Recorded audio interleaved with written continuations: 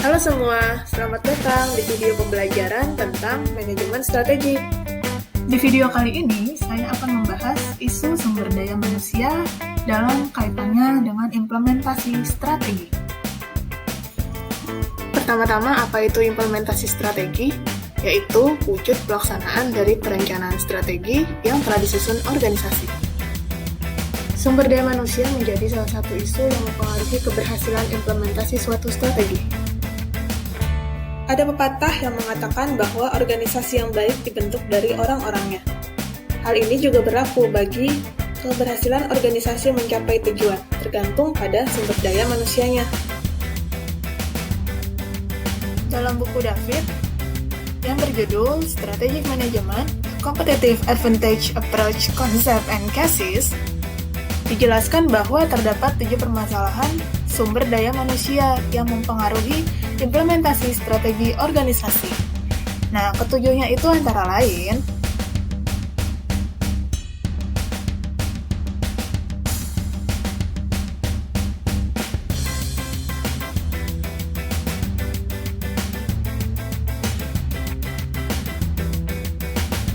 isu yang pertama adalah strategi menghubungkan kinerja dengan penghargaan. Apa yang harus diperhatikan perusahaan? Yang pertama, sistem kompensasi harus selaras dengan strategi outcome dari organisasi. Yang kedua, keputusan pembayaran kompensasi juga harus mendukung tujuan jangka pendek dan jangka panjang organisasi. Lalu bagaimana cara menghubungkan antara kinerja dengan kompensasi pegawai? Yang pertama, perusahaan bisa menggunakan sistem bonus dan insentif melalui capaian harga saham. Yang kedua, sistem bagi hasil dengan tim organisasi. 3. Menggunakan ukuran seperti tingkat penjualan, laba, efisiensi produksi, kualitas, dan keamanan. 4. Kombinasi insentif bersifat finansial dan non-finansial, seperti opsi saham, tunjangan tambahan, promosi, dan penghargaan. Serta 5. Mengganti sistem pembayaran senioritas menjadi pendekatan berbasis kinerja. Isu yang kedua adalah menyeimbangkan kehidupan kerja dengan kehidupan keluarga. Saat ini, isu kehidupan rumah yang baik berkontribusi besar terhadap kehidupan kerja yang baik pula. Isu tersebut tidak hanya untuk wanita, tapi juga pria. Kenapa? Karena berpengaruh pada produktivitas serta kinerja pegawai, sehingga akan berdampak pada pencapaian implementasi strategi. Strategi kerja dan keluarga mewakili keunggulan kompetitif perusahaan-perusahaan yang menawarkan manfaat, seperti berikut. Isu ketiga adalah mengembangkan tenaga kerja yang beragam.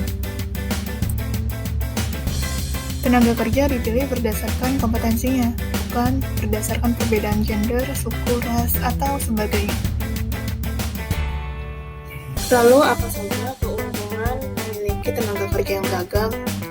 Nah, berikut 6 manfaat yang dapat diberikan.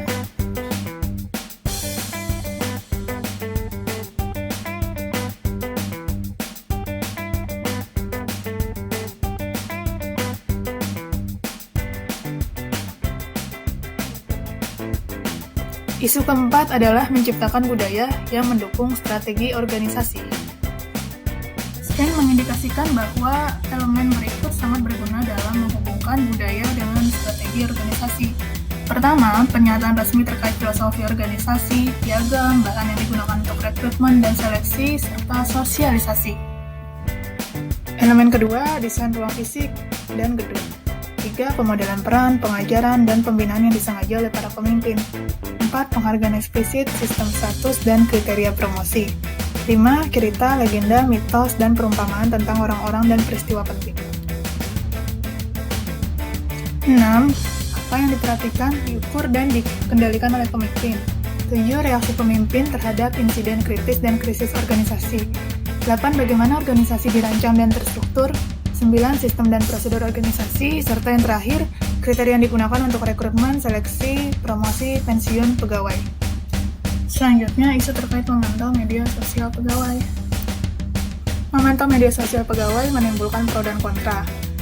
Kalangan pro menyebutkan bahwa pegawai dapat merusak reputasi melalui sosial media, sedangkan kalangan yang kontra mengatakan bahwa hal tersebut melanggar privasi pegawai. sehingga dapat menimbulkan diskriminasi. Lalu, bagaimana cara yang tepat untuk memantau media sosial pegawai?